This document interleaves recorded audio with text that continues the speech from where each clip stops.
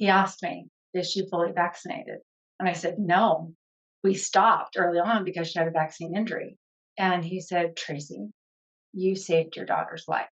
Absolutely. And I said, why? And he said, egg is the second ingredient. There's an egg protein is the second ingredient in vaccinations. Bella would have had a lifetime of migraines, and we would have never been able to diagnose them from vaccines, from the ingredients in vaccines.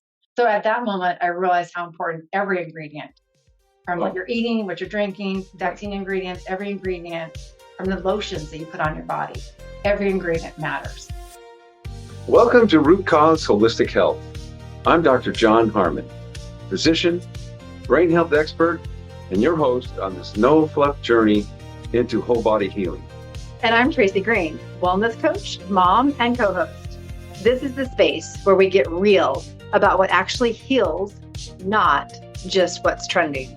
If you're done with surface level advice and ready to understand your body, your mind, and your health from the inside out, this podcast is for you. We're here for the raw conversations most people avoid. We don't sugarcoat, we don't shame. We offer tools, truths, and transformation. Well, hi, Tracy. Hello. I'm excited to hear your story. I know you've told me some aspects of it, and I've been thinking a lot about what you went through to get to this point where you have this passion to help other moms navigate through the hazards that come at them every single day and their children, and nobody tells them about it. Mm-hmm. You know, why didn't you tell me earlier? Why didn't I know this earlier? We hear that a lot. Mm-hmm. So you've told me part of your story, but I really want to get to the depths of the emotions that you had that set you on this path. And so I want you to tell us your story. Very excited to tell my story. Like you said, I've become very, very passionate over the last few years. I feel like moms have a right to know what they don't know. It took my husband and I a long time to conceive our daughter. And when I was finally pregnant, we were super excited, did everything right, went to all the OBGYNs. And you have one child. One, that was it. Miracle. Child. One, Okay. That was it. In fact, the day that I had her, she was a week late. And the day that I had her, my doctor was going on vacation. He literally came in, delivered her, and then caught a plane because she was supposed to arrive a week earlier. The day that I had her, I was in the recovery, and he had called and he said, if you and Tony want to have another baby, you need to, in 6 weeks, you need to try again. Otherwise, you can't have any more babies.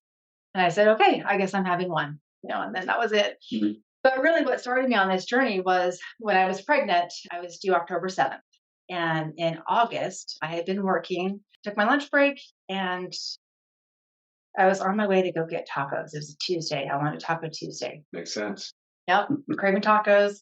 So I was at the stoplight, and I remember like it was yesterday. So at the stoplight, things are great. And it was August. I was very pregnant. And the light turned green, and I went straight, and I looked over and I see a green van coming right at me. Yes. And hit me right in the side. And all I could do was hold on to the steering wheel. Luckily, neither of the airbags, the side airbag or the front airbag, neither of them deployed. And I ended up about 6 inches from hitting the telephone pole. So we had lots of miracles that day. Bill and I were completely... You didn't realize telephone poles had airbags. Yeah, right. So everything stops. I'm holding on. I open my eyes. And the car accident happened to be right in front of a police station. And about 20 to 25 cops come running out. And they get to my window, and one guy goes, "Oh my gosh, she's pregnant." And then that kicked me. I was like, okay, why? What's going on? Why is he panicking? And then another officer says, "Get the jaws of life. We've got to get her out of there now." And at that moment, I went into labor. And like I said, this is August, and I wasn't due until October. So I go into labor, they get me out of the car, and they were so concerned about my back. They were way more concerned about my back than my baby. And that was really concerning to me. I was like, wait, I'm worried about my baby. I'm good. I feel good. I'm worried about my baby. Nope, we'll worry about the baby. Baby second, you're first. And I was like, no. So the whole way to the hospital, they finally got a hold of my husband, and he was at work, and he had to make the drive out to the hospital.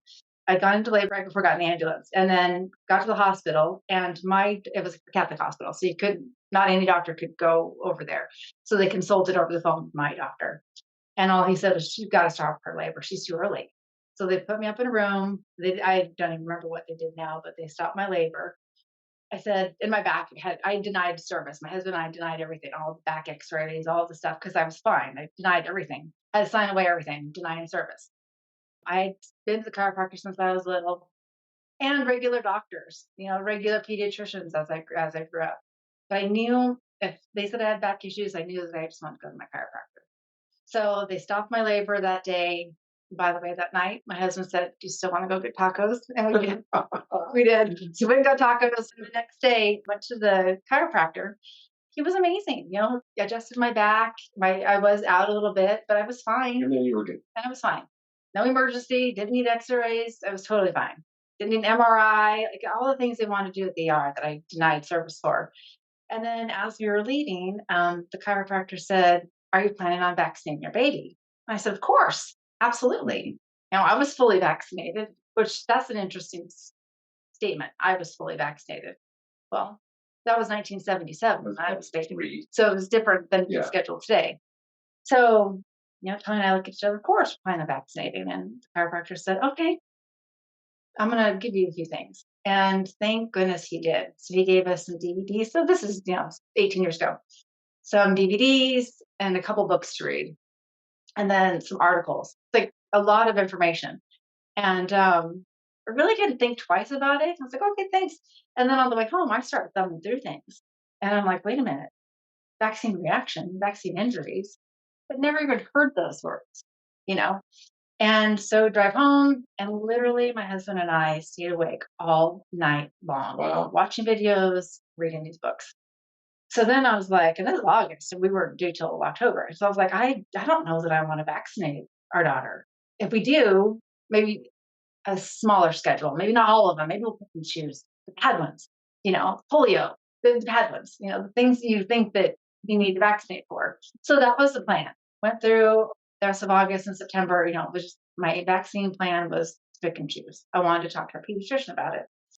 So because of the car accident, she was due October 7th, but she ended up being late. So she stayed in a little longer, and she didn't come until October 15th.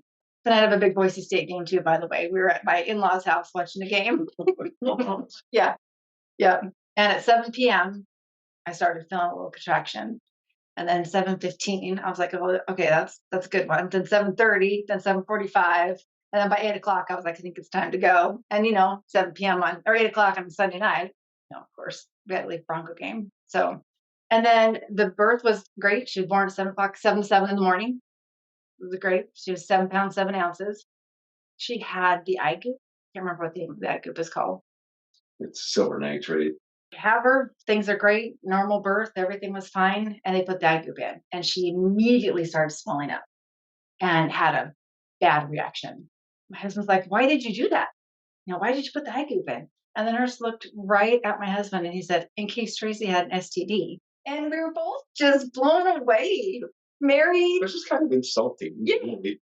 I didn't come in off the street. I had OB care for 9 months. We're married and had care. That should have been in the plan. It should have been the birth plan. Hey, there's a possibility of something. We're going to do eye goop. My daughter should have never had the eye goop. And her eye was swollen for a long time after that. I mean, it really swelled up. I delayed going to the pediatrician as long as I possibly could. So I think we went in at like 4 or 5 weeks. We didn't go in like right when we were supposed to. Delayed and delayed and delayed. My husband had to work that day, so my mom went with me. And I had told my mom, I said, "Mom, I'm not comfortable. I don't want to give Bella all these vaccines. This doesn't make sense to me." And my mom didn't want to vaccinate me or my sister back in the 70s and 80s. Come to find out, my little sister had fever seizures. When we went back to the baby book, my mom wrote down, my mom was notorious for notes. Every single well baby visit that my sister went to resulted in a fever seizure, resulting in ER being called that night. There's a clue right there. Absolutely. So, which we found that out later. But my mom and I are at the pediatrician's office, and the nurse is very impatient with me. Doesn't want to talk through the vaccines with me, doesn't want to go through the ingredients, all the things that I had learned. And I was just asking questions. I was scared. I was a new mom, I had a brand new baby that took a long time to get her. And then she was a week late because car accident. We'd already, my daughter and I had already been through a lot together. And I didn't know what I wanted to do. And this nurse was like, I have a room full of patients. Miss Green, we need to get, we need to get you going. We need to get Bella vaccinated. We need to get out of here. I turned to my mom, and Bella's sitting on the table, and I'm holding her. Turn to my mom, and I'm like, Mom, which one should we get? The bad ones, polio, which one should we get? So I'm going to turn to my mom. And as I looked back, the nurse had 3 or 4 vials. I don't even know, I really physically don't know how she did it, but she had vials in each hand and Like multiple. multiple. And I don't literally, I don't know how it was possible, but she did. She hit Bella in the thigh, both thighs, with multiple needles. Vaccinated. Horrible. Hmm. And I you turned your head back and I was like, "What'd you do? I don't know which ones are those. I don't know what I want yet." So I literally grabbed her, and I don't even think I paid my copay. I think we just like left the parking lot, and I was crying. Bella's crying. I'm crying. My mom's crying. We're all crying. Go home that night, and Bella ended up. I can't remember if it was 105, 106. It was high temperature. Yeah. Her leg, one of her legs swelled really bad. Ended up in the ER, and they gave her IV fluids to help bring the temperature down, and then alternated. And this is what I know that's bad later, which I didn't know then, but they alternated Tylenol and Motrin. Yeah, all the I don't things. know if they could feel my eyes rolling, but they Yes. were at that moment. First of all, what were you feeling as far as retribution, or was that when you made your decision? This isn't going to happen again. I was really upset because reading through the vaccine injuries, the DTaP scream, she wasn't screaming, thankfully. I didn't hear that blood curdling scream. She didn't have that. It was the swelling and the fever that I had read over and over again. Mhm. And I was like, that's it. We're not doing this. There isn't, I'm going to figure out a better way to keep her healthier to where she doesn't need the vaccine. That was the moment. And the big moment was a few days later when we went to go to the doctor to complain, and they gave us our paperwork. And if you read the fine print, when you sign away you sign when you walk into little baby visits, you sign away your rights to their liability. The doctor's not liable, the vaccine manufacturer's not liable. When you say, yep, I agree to scare today. As a side note, when you sign the electronic consent to care in a hospital, I would not do that. I would get the paper, see it that says biologics on it, because that can include vaccine. Oh my gosh, see? And you're signing the consent. Mhm. So get that consent in paper, cross out, initial it, I do not consent to this.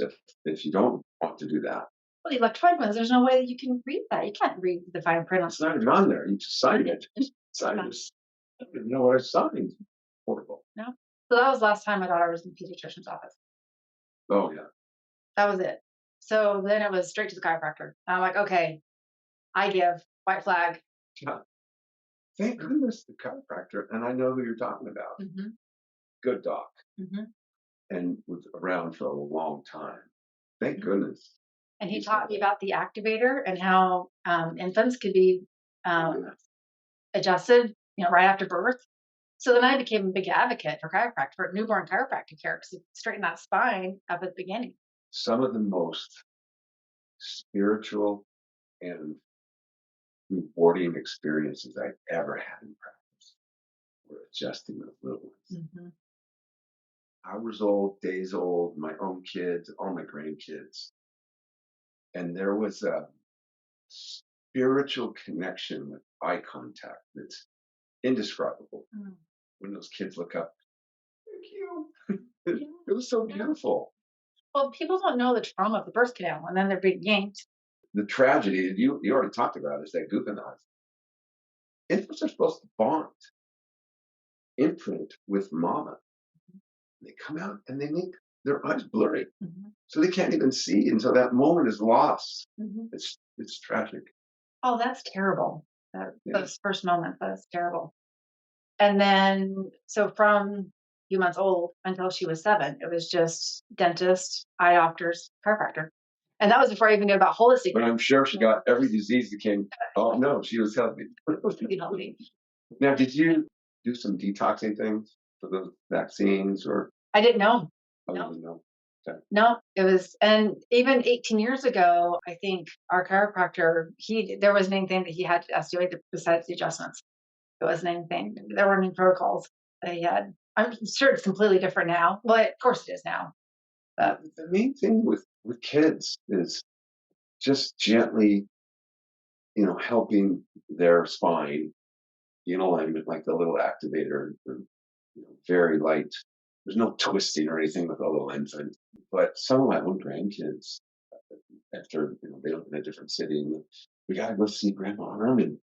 It's just got to start this little thing off the right way. And a couple of times from the birth trauma, they weren't doing well at all, holding their head funny. mm, And then do a few adjustments, and then everything's beautiful. Maybe they just go back, they go into a normal thing, normal development, normal growth, check them every once in a while. One of the best things you can do for an infant is, you know, help keep their neurological impulses going. And now, something that was life changing for you, all of those moms out there, because of your passion, are going to hear, they're going to get a lot of information about things that you've gathered along the way to protect that child. It's coming out a lot more now, but now is a really good time to be able to speak to them about those things. especially being a mom, I tried for years to get pregnant, finally got pregnant. And then my gut, I didn't want to get her vaccinated. It didn't feel right. Even before I read everything, I still had a little, Yeah. because my mom wasn't comfortable with it back in the 70s and 80s. Hmm. But we still trusted the doctors. Yeah. The pediatrician said we're supposed to do this. My OB said we're supposed to do this. And I love my pediatrician. I love my OB. My OB helped us get pregnant. So love him. And, but I didn't agree with, the vaccine side of it. And I truly think that most or all of pediatrician obstetricians have their patients' best at heart. They've just been misled. Some of them have let financial incentives blur their vision a little bit as far as what's ethical, what is really helpful. They actually get big bonuses from Blue Cross. That's why they'll fire you if you deny service for vaccines, because it screws up their percentage. They have to have 95%. I'm in several mom groups on social media, and I just got fired from my pediatrician's office because I won't do the full vaccine schedule. I wanted to pick and choose. Now where do I go? I see that all the time on Yeah, mom groups all the time. And so then I go on there, don't go. You don't have to go. You're the mom. And they're like, what? I don't have to go? No, you don't have to go. that unfortunate relationship with the amount of money they get. The word that comes to mind is obscene. Mhm. I read, it was actually a tweet, and this doctor said, if I would have vaccinated all of my patients during COVID, I would have made, it was over $1 million. But she didn't do it. She wouldn't do it. Man, that's courage. Mhm. So, what else drives you to share this information with moms? So, like you said, I became passionate when she had a very minor vaccine injury. I consider a fever and just one of like very minor vaccine injuries because there are serious, serious vaccine injuries that happen every single day to thousands and thousands of babies. That was red light for me, red alarm. Fast forward 7 years. Like I mentioned, she'd only been to the chiropractor, dentist, and eye doctor. That was it. When she was 7, she woke up one day and she said, Mom, my head hurts. And, okay, lay down. It was no big deal. Then it was the next day. Then it was the next day. Now I'm pulling her out of swimming. Now I'm pulling her out of karate because she has a headache and she's laying down. Yeah. No, she's never had that. Never had Okay. nothing. Never had anything wrong with her. Knock on wood. Now all of a sudden she has this headache out of nowhere. Different times of the day she'll have a headache. So I went right back to the pediatrician because where do you go? You know. First went to the chiropractor, got her adjusted. She was good there. But then that didn't work. So then I went to the pediatrician. He said alternate Tylenol and Motrin. So we did that for a while. And that didn't work. So then I was like, okay. So then I'm Googling it with headache. And then it's like ear, nose, and throat. So we went to ear, nose, and throat doctor. My 7-year-old had little cameras put up her nose. She had things poked in her ears. She wanted to give her nose spray and allergies. She's, it's a headache. She probably has allergies. And I was like, it's a headache every now and then. It's not consistent with allergies. Nose spray and allergy medicine doesn't make sense to me. So on to the next doctor. We went to the eye doctor. We went to specialist eye doctor to make sure the eye doctor didn't miss anything. I went to special eye doctor. We went to specialized dentist. I thought maybe compacted teeth. We went to 12 doctors. Doctor 13 was a neurologist from Seattle that practiced in Boise a couple times a month. Finally got into him. I was super excited. He's a neurologist. Here we go. We're going to have the answers on why my daughter has a headache. And this is months in. This is 12 doctors and months in. Every day, Mom, my head hurts. The neurologist had a lot of degrees on his wall, a lot of letters behind his name. And he said, Miss Green, I'm going to prescribe Bella with an anti-seizure medicine. And I said, I wish I were a fly on the wall. Doctor, I can't remember his name. And I acknowledged, I said, I understand. You're very well educated. You have a lot of letters behind your name and a lot of plaques on the walls. And I'm just a mom. I'm literally just a mom. But giving my daughter a synthetic pill for seizures doesn't make sense to me. I want to find the root cause. How'd that go over, Tracey? Well, without the prescription. And then my husband was in the military, so he had to leave the next day. And, so now I'm home alone with my 7-year-old that's for months has had a headache. And we have been through 13 doctors. You're digging that trench deeper, protecting your daughter from the onslaught. So my husband is upstate New York on a base. And I'm, doing what every mom does, Google, middle of the night, trying to figure out why my daughter has a headache. And I ran across an H path. Well, I had never heard of an H path ever. So I thought, well, what the heck? Doctor 14, let's just add her to the list. Make a phone call the next morning and actually got her in the next day. Wow. And he had a cancellation. It was total meant to be moment. And I got there. He had a bunch of files on the walls and then just a table. And he said, we went through the whole thing, told him about all the doctors. And he said, all right, let's do some muscle testing. Well, I didn't know what that meant. So I was like, okay. So Bella climbs up on the table and lays down. And had I not been there, I would have never believed it. When you first see that, it's like, come on. Yeah. So I'm sitting there and I watch him grab the vial. He goes, let's start with corn. And I go, corn? And he's like, yes. And I said, okay. Grabs the vial and he puts it. He didn't touch Bella. He literally grabbed the vial. He put the vial right above her forehead, about an inch. And I watched her little forehead twitch. She had a physical reaction to the vial being that close to her. Wow. And she goes, that hurts. And he goes, okay, corn. And I go, what do you mean corn? And you're thinking, I'm going to have to jump through some hoops in my cooking. Yes. What do you mean corn? I hadn't even gotten that far yet. It couldn't be that. It could not be that easy, right? Yeah. So then he grabs the second one. He goes, let's go with egg. And then I'm like, egg? So he grabs egg. Same thing. Puts it above her little forehead. And it twitches. Mommy, that hurts.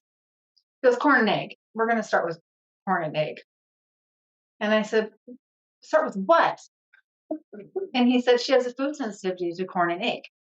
Take corn and egg out of her diet, she'll be fine. You're telling me what I'm feeding my daughter is giving her headaches? Mind you, I breastfed her till she was 3. I thought I did everything right. I thought we ate pretty clean. From when she turned 3, I switched to chocolate milk. I thought chocolate milk was great for her. It was milk, right? Mm-hmm. From 3 to 7, she had chocolate milk every morning. So I said, okay, what do I do? And he said, go home, clean the pantry out. We're going to eat clean for 30 days. I'm going to give you probiotics, a whole bunch of stuff, big protocol, the detox protocol that you asked about earlier. She had leaky gut. Her body's response to eating corn and egg was making a leaky gut. And then it was a headache. That was her body's response. Some people have pimples on the back of their arm, other symptoms. Else it was a headache. So I get all the probiotic protocol. And I had my marching orders, to clean out the fridge, eat all organic, only water, nothing else. And I remember going to the car and calling my husband, who is upstate New York on a base, finally getting a hold of him. And I said, well, it's what we're feeding her. And he goes, what are you talking about? And I said, evidently it's corn and eggs. He said, how do you do that? And I said, I don't know, but this is my 30-day marching order. This is what we're going to try. We're giving this a go. And the very next morning, I reached in the refrigerator to grab her chocolate milk. And I looked at the back of the chocolate milk, and the first ingredient was high fructose corn syrup. So I didn't give Bella her morning cup of chocolate milk. And guess what? She did not have a headache that day. What a coincidence. She didn't need nose sprays. She didn't need allergy medicine. She didn't need anti-seizure pills. She just needed to not drink chocolate milk. It literally was a heartbreaking moment for me. Something I was feeding her was causing her harm. Yeah. I feel like I'm doing body good, giving her milk. That was my moment. I was like, all right, I'm in. Holistic. Yeah, I'm all in. That was the moment. So 30 days, 60 days, cleaned up her whole gut. And then we started reintroducing corn and eggs. So within 90 days, her gut was completely healed. She's eating popcorn, No more headache. having eggs. Oh, no more headache. There was no more headache after the first day. But then it was only 90 days. It was not a lifetime of an allergy, a food allergy. It was a food sensitivity. I didn't even know what that was. And so many people have that right now because of leaky gut. And then while I was with the naturopath, this is my aha full circle moment. He asked me, is she fully vaccinated? And I said, no, we stopped early on because she had a vaccine injury.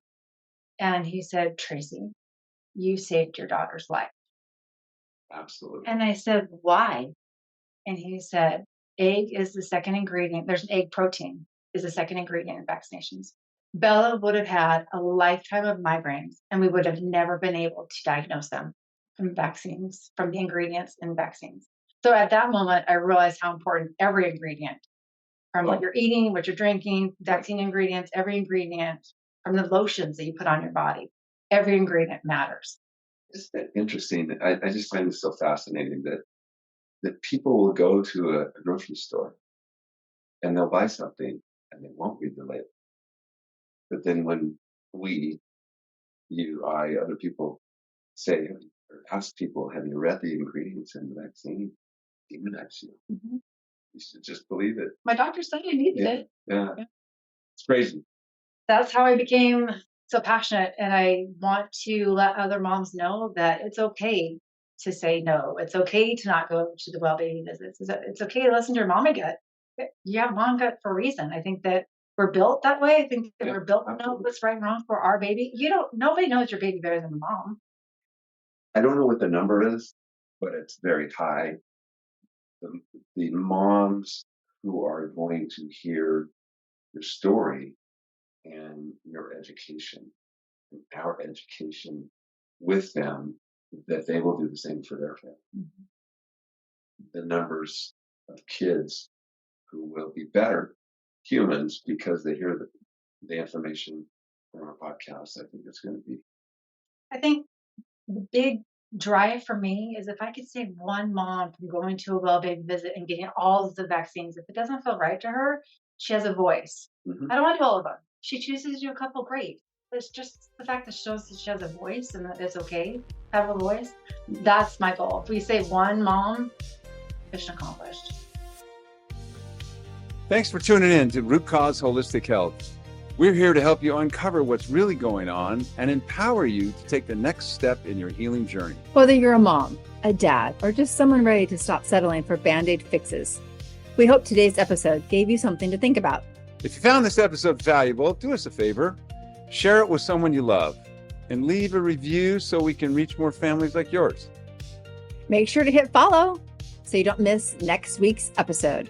We've got more honest conversations, practical tips, and root cause wisdom coming your way. Until next time, stay grounded, stay curious, and most of all, stay connected to what truly matters. We'll see you next time on Root Cause Holistic Health.